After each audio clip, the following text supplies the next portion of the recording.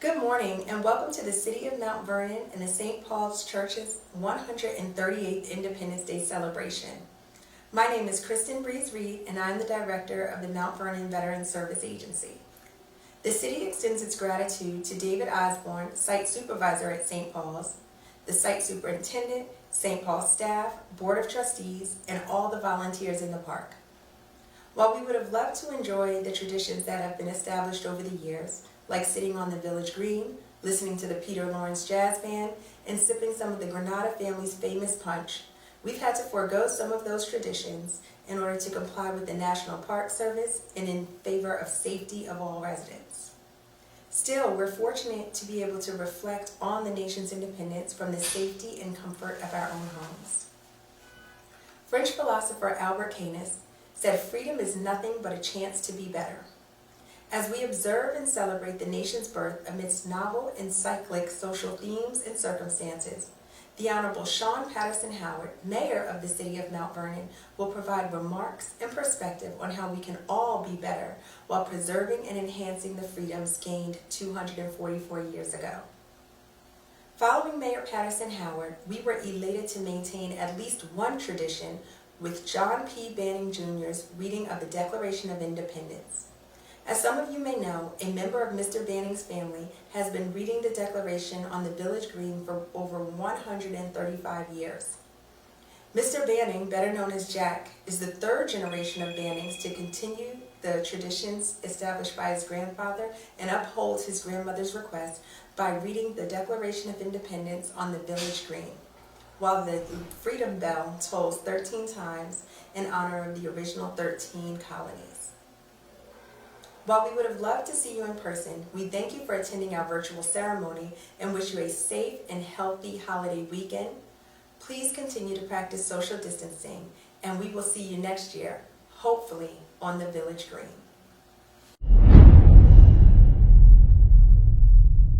Hi, I'm Mayor Sean Patterson Howard. Independence Day presents the perfect opportunity to discuss individual actions as they relate to our community or nation's best interest. Just as the nation's founders debated, today we continue the conversation and debate around the public good with disagreement as to what steps are the right ones to achieve that end. There is no doubt the United States of America is better off for having declared its independence from British rule, establishing a democracy emulated by countries all over the world that we participate in today. That is what today is about. But still, in these challenging social and political times, it may be difficult to separate America's troubled and contradictory past from latest news events. This year, Independence Day will no doubt have different meanings. Some will reflect on the past, some will examine the documents and read literature, some will celebrate and spend time with family. But we will all benefit from the freedoms that were gained upon the Declaration of Independence 244 years ago. I urge you to be safe. Continue social distancing. Wear a mask. Please participate in our democracy and become engaged in your community. Because despite the differences that we may have, we are moving forward together in favor of the greater good. God bless and have an incredible day. Take my mask off. Before I begin, let me take a minute to provide a bit of context both to today as well as an explanation of sorts. Those of you who aren't familiar with this program, here in Mount Vernon on the Village Green at St. Paul's, normally we would have a big dais up here with bunting and American flags and honor guards and laying of a wreath and speeches. This year being the pandemic, we're not allowed to do that, but I'm here with my wife and son just to read this because it's what we do. My family has been reading this American Declaration of Independence here on this green at St. Paul's, which, by the way, is the birthplace of the Bill of Rights, for 137 years. My grandfather for 40, my dad for 50, and this is my 47th. There was at least one year, I think it was about 1958 or 1960, when the city of Mount Vernon didn't hold the observance, but my mom, dad, and I came to this green where my father, as has been the custom, read from this book that I'm holding, which is now so chewed up I can't really use it. The book used by his dad and handed down to him by his mother in 1924 and then to me in 1974.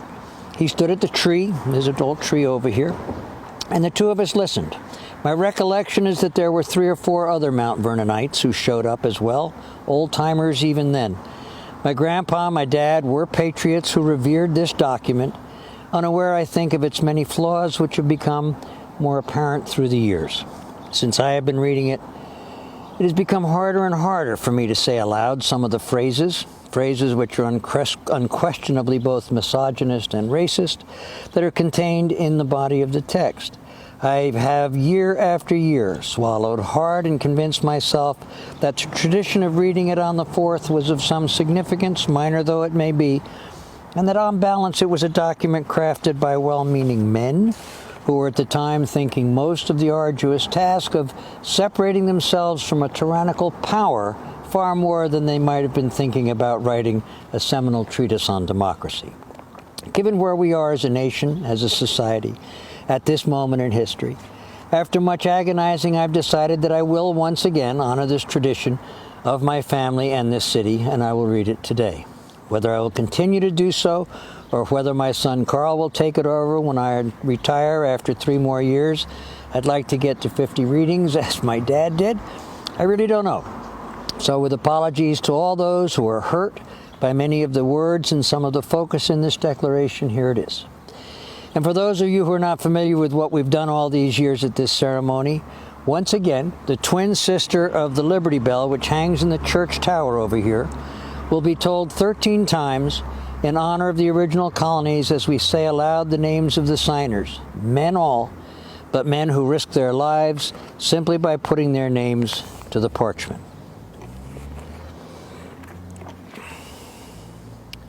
The following preamble and specifications known as the Declaration of Independence accompanied the resolution of Richard Henry Lee, which was adopted by Congress on the 2nd day of July, 1776. This declaration was agreed to on the 4th, and the transaction is thus recorded in the journal for that day. Agreeably to the order of the day, the Congress resolved itself into a committee of the whole to take into their further consideration the declaration. And after some time, the President resumed the chair, and Mr. Harrison reported that the committee have agreed to a declaration which they desired him to report. The declaration being read was agreed to as follows: a declaration by the representatives of the United States of America in Congress assembled.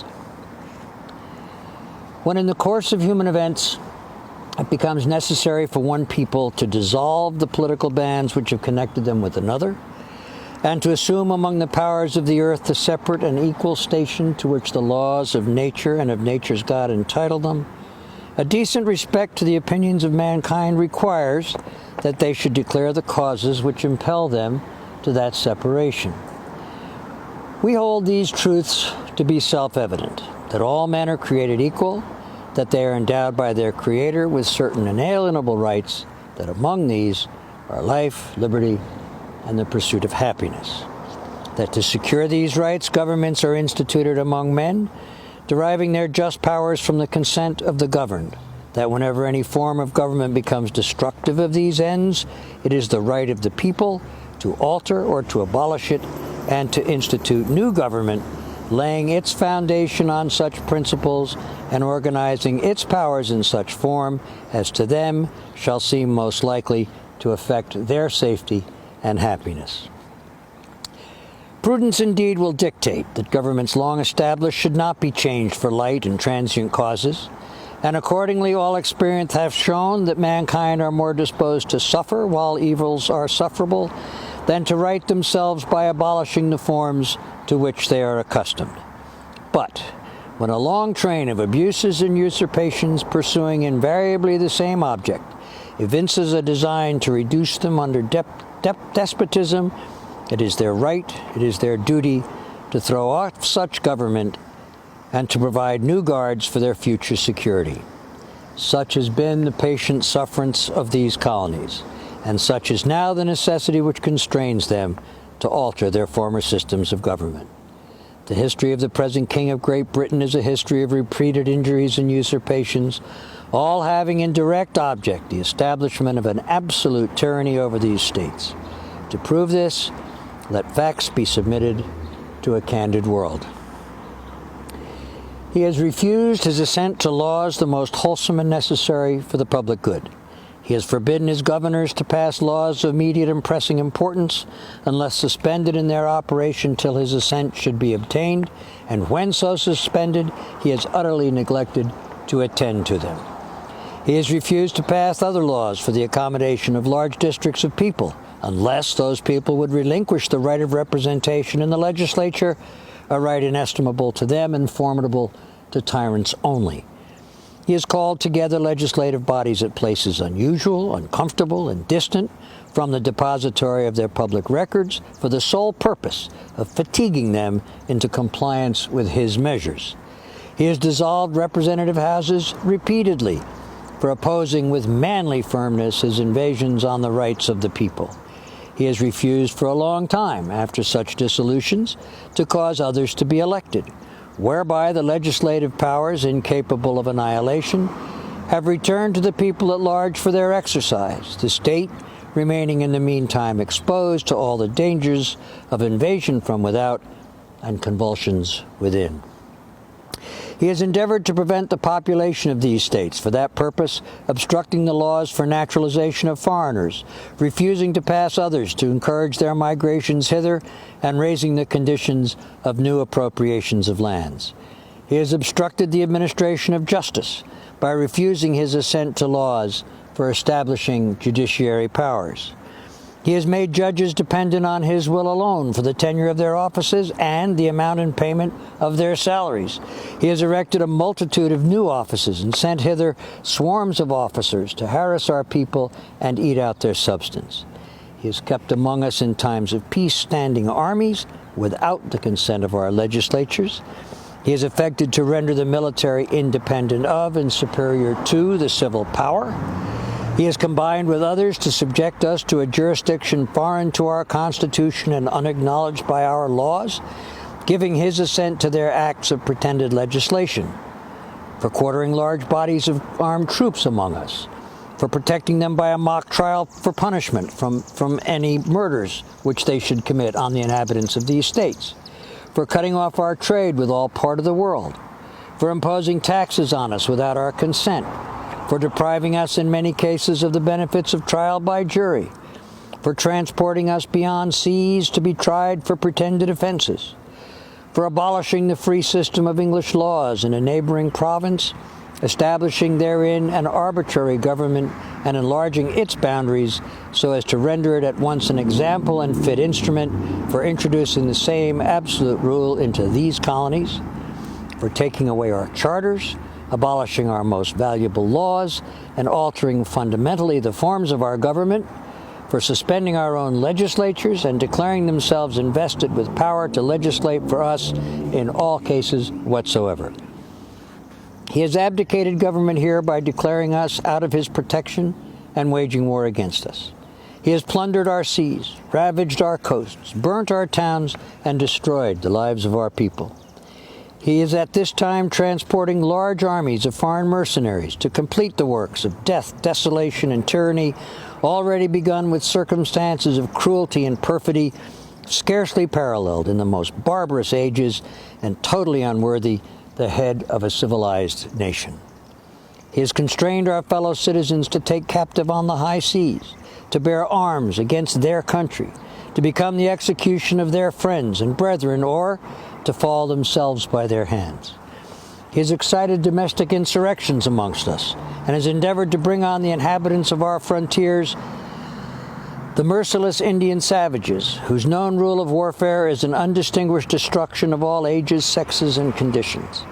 In every stage of these oppressions, we have petitioned for redress in the most humble terms.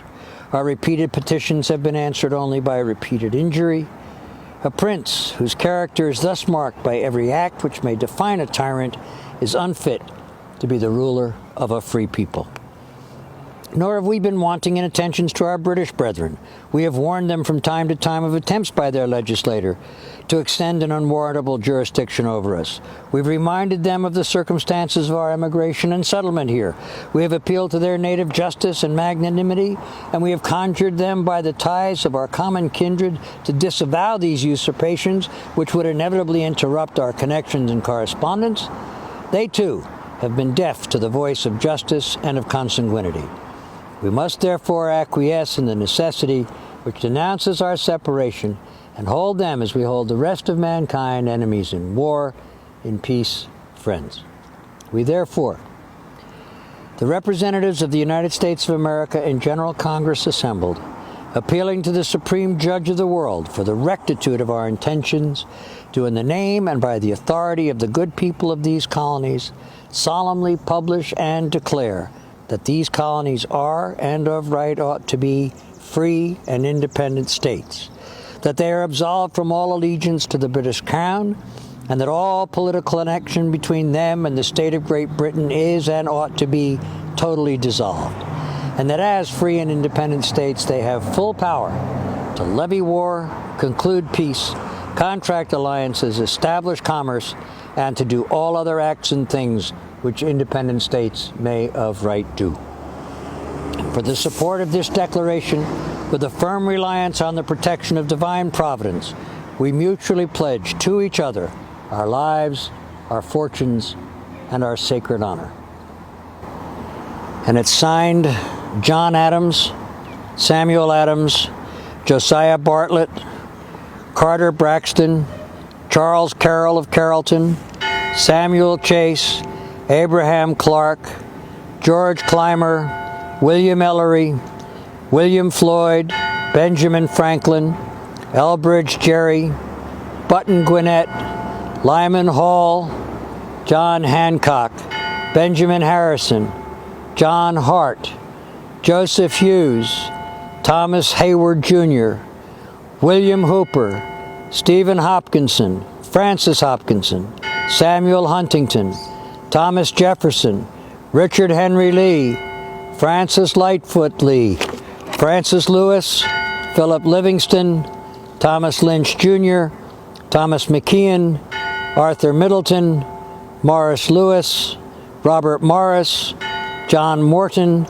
Thomas Nelson Jr., William Paca, Robert Treat Payne, John Penn, George Reed, Caesar Rodney, George Ross, Benjamin Rush, Edward Rutledge, Roger Sherman, James Smith, Richard Stockton, Thomas Stone, George Taylor, Matthew Thornton, George Walton, William Whipple, William Williams, James Wilson, John Witherspoon, Oliver Wolcott, and George Wythe.